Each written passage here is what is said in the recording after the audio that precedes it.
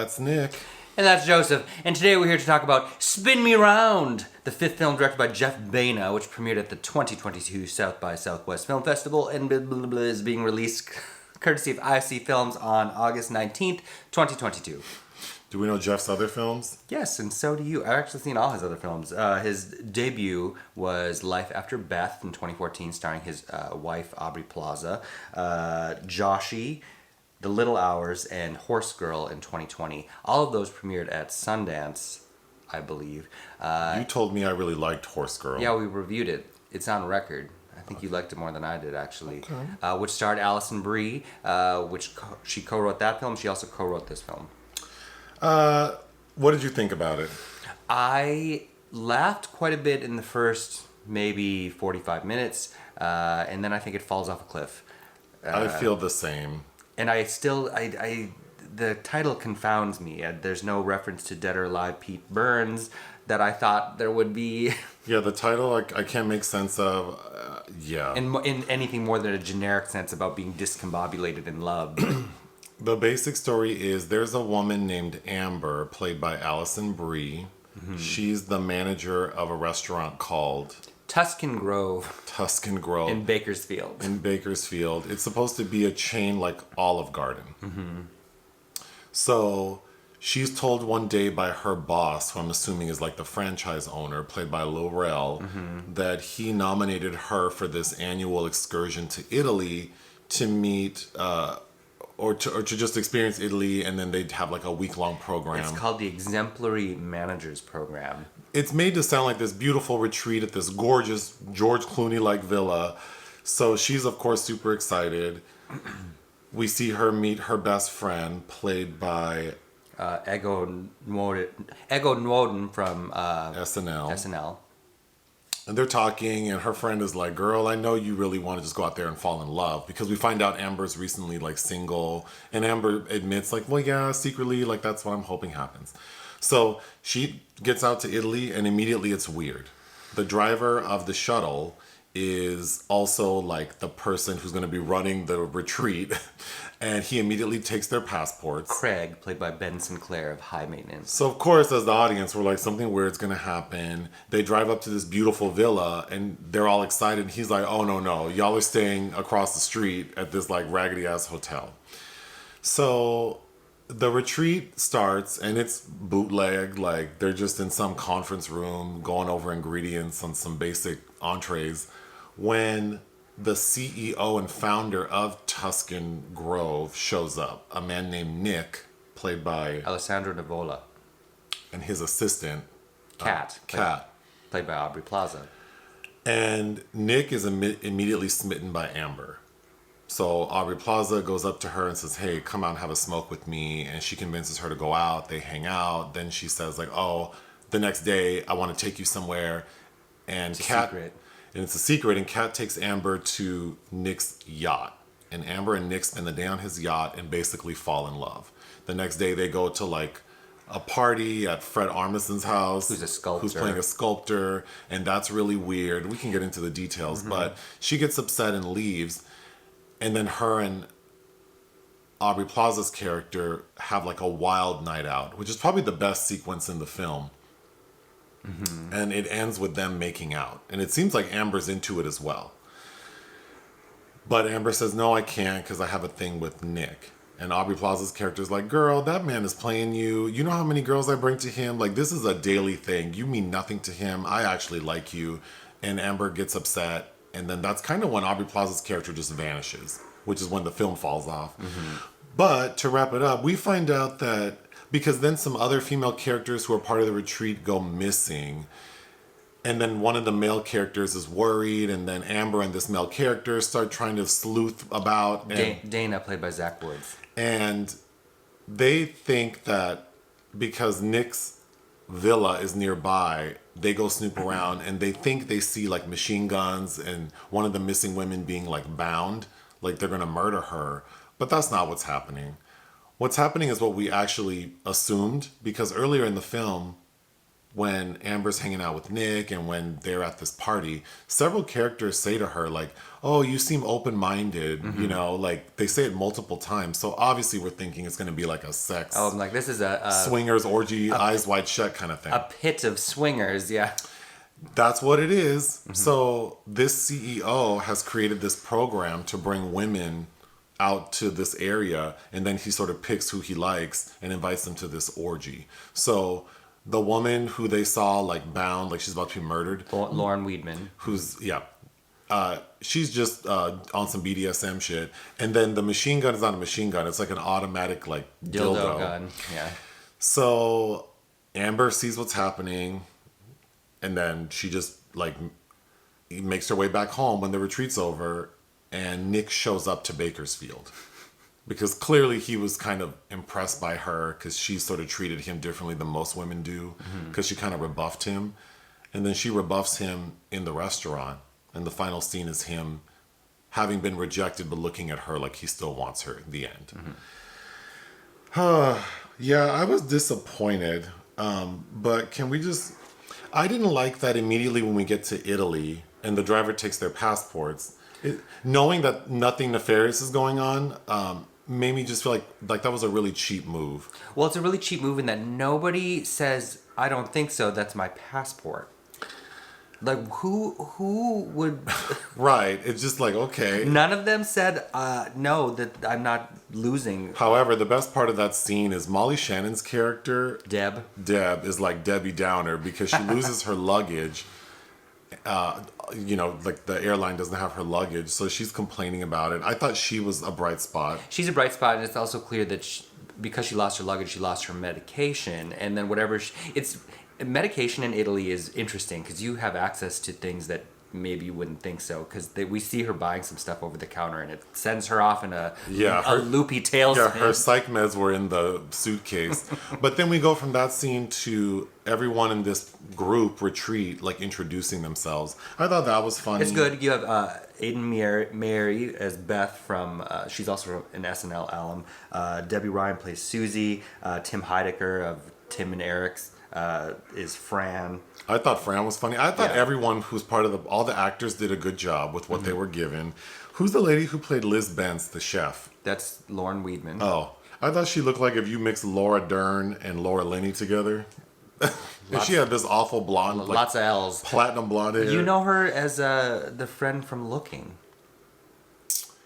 Oh wow, she's been in all kinds of stuff. I liked her. I mean, she did a good job with her character too. She's always she has a certain element she brings. Yep. So Amber's really sweet, Alison Brie's character, and on the shuttle ride over, when Molly Shannon's complaining about her luggage, Amber says, "Oh, I'm overpacked. I'm happy to share with you."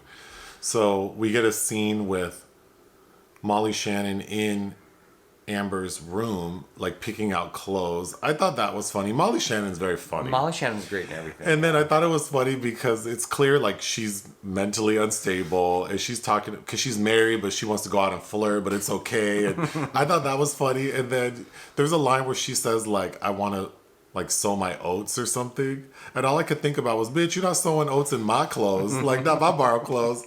And then she takes her negligee. Then the next day they go out on like a little excursion and Molly Shannon buys a bunch of new clothes. So for the rest of the film, she's dressed like a gay bird. She looks extravagant in feathers and boas and animal prints. Yep. That was fun. Yes, but it's clear that Amber wants this kind of under the Tuscan sun thing to happen. Because she's eating like Eat, Pray, Love. And... there are two Julia Roberts references to this movie. She wants to be Eat, Pray, Love, but she ends up being put in a Pretty Woman position, which is directly referenced. Yeah, there's a funny scene because after Amber spends the day on the yacht with Nick, and then the next day she's supposed to go to this like party, Kat picks her up to take her dress shopping.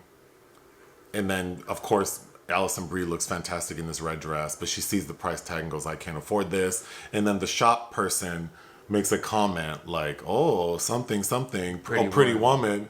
And then we hear Kat talk to her in Italian, saying like, "She ain't no prostitute." Like, watch your mouth. I thought that was a good scene. I think Alison Brie, especially in the beginning, she conveys this kind of you know, working for a corporation, if you've ever had to, and this kind of look of people have of dying inside while they're smiling. Yes, she does a good job with that. She does a good job with that, but Aubrey Plaza definitely steals this film, and I was so much more interested in seeing where that character could have taken, because it's clear that she's a honeypot for Nick, and you know, I don't know, I found that so much more interesting and intriguing. And there's a really important moment on the yacht with Nick and Amber, because he's talking to her, and it's really creepy how he's talking to her, because it's clear that he's used to getting what he wants and he thinks he's in charge and he's the alpha, so he's talking at her and she's defending. We'll get to that, but the important part of that scene is she's kind of overwhelmed by what he's saying, so she kind of like starts daydreaming. So we hear him talking to her, but the words aren't really clear what he's saying. We hear something about like sustained something, and then he says, "Is that cool with you?" So we don't know what he asked her, but he says, "Is that okay with you?" And she says yes. And in the end of the film, we find out that what he was asking her is, if you are, I wrote it down, are you into like tantric group sex? Like long sustained tantric group sex? And she answered yes. And that's why he thought she'd want to go to this party. So, you know, I almost feel like we can get into what we thought the film should be, I guess, since I'm already there. But I feel like that faux pas of her not hearing it would have made a great sort of seed for the rest of the story, about how she gets roped into this like comedic eyes wide shut scenario, all because she wasn't paying attention when he asked her this one simple question. Because this whole like leading us on to think there's some sort of like suspense thriller component to it. Well, yeah, there are a few red herrings, and one being explained by these wild boars that are living everywhere, and also Aubrey Plaza is reading Something about kidnap. Not Gabriel Garcia Marquez's novel Notes on a Kidnapping, which is not the kind of writing that he is known for at all. But that is referenced a couple times. Yeah, after the movie was done, I felt a little like cheap, because it's like, oh, I was kind of along for this ride that I never got to the destination that I was promised. Right, and then it does this thing in the final moments where Amber is given this big self-empowering moment, but that doesn't hit right, because I never felt that she couldn't do that from the beginning. Yes, she seems confident. Like the opening of the film is a montage of her managing the restaurant, and she seems very capable. There's when Molly Shannon's character is borrowing clothes, and Amber tells her like, that's enough, you need to leave. Like she talks back to Nick, like when he tries to accuse her of being he uses guarded or something, and she's like, no, I actually don't feel that I am that. So I think, sure, she does grow a bit, and she learns how to control her time and space. But she doesn't seem like a pushover. Right, not at all. So the ending of the film where she yells at Nick and then squirts him with Alfredo sauce, and then she looks surprised that she did that, I felt was weird, because I wasn't surprised that she did that. And it doesn't play up on the weird elements that Nick thinks she looks like his dead sister. And then when they're slow dancing and he's being romantic with her and he says it again, which was really weird, I for sure thought that she was going to react like in a way that's like, well, that's gross that you want to like be sexual with me and I look like your sister. But they don't do that. Because at first you think it's like, oh, the last lady he loved, like Mina Harker in Dracula, is who she's going to look. But it's like, no, it's his sister. But that's, again, they're really interesting things. I think the best sequence of the film, again, is after the party when Amber has to leave because one of the attendees' wives gets mad. They go out partying, and there's a moment where they want food, so they go to this like top-rated restaurant, and Kat calls like the head chef out, and she's talking to him in Italian, so we don't know what she's saying, and then she tells Amber, "Oh, just do what I say, and we'll be fine. We'll get some food." And then she tells her, "Pretend like you're shaking salt into your mouth from a salt shaker." From a salt shaker. So Amber's doing like So of course, what Kat is doing is promising the man like a blowjob for food. Mm-hmm. So I thought that was super funny. Then they go out like dancing, and that looked like a lot of fun. Mm-hmm.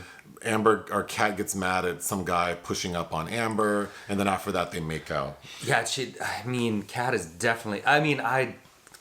really like Aubrey Plaza anyway, so I wanted to see a film crafted around this woman's perspective. So yeah, for sure. So the one of the guys, Dana, played by Zach Woods, we find out right away that he is like in love with the CEO and founder. Like he's obsessed with him, researches everything about him, and when he gets to meet him, he's like head over heels. And when he finds out that Amber has like been romantic with him, he's like so sad. But he finally realizes that this entire retreat is bullshit, and towards the end he starts yelling at everyone in the retreat, and he says like, "You flew a bunch of white people out here," and he's just like, "This program sucks." I thought that was a funny scene. That was good, yes. Then they play Mafia, which reminded me of that movie Bodies, Bodies, Bodies, because that's essentially what they're playing in that movie. But they invite Nick to play, and he begrudgingly joins, and they accuse him of being the killer, and he has a scene where he's crying. But it's clearly fake, yeah. But I thought that was kind of funny. And also they make this poor group of people watch Life is Beautiful 2 days in a row on VHS. What a terrible, terrible way to spend your time. My last note, well, actually, that's it. That's all I have. Very notably, Pino DiMaggio does the score for this film, which and you can hear it sometimes. It has that nice kind of Italian 80s vibe. You know, Pino did. Oh, yes. Took over for Bernard Herrmann doing a lot of Brian De Palma's early films, which those are some fantastic. Dress to Kill, mwah. But yeah, again, kind of like how I felt about the Little Hours. Like clearly, Jeff Baena and Aubrey Plaza probably like Italy and maybe found an excuse to make a really interesting film there. I just think that it needed to be rearranged a bit differently. Yeah. I think this could have been something really strong. I even like the poster art, which is a throwback to those like 80s erotic romance novels. Oh yes. 90s even that I noticed a lot of my mom's friends reading, but I would recommend it if it's streaming somewhere. I did laugh quite a bit, but it was mainly the first half of the film. Sure. So I did finish it feeling disappointed. So for that reason, I would give it 2.5 out of 5. I thought it was okay. Yeah, I would agree with that rating. Anything else? No. Hit the thanks button. Listen to our podcast. Bye.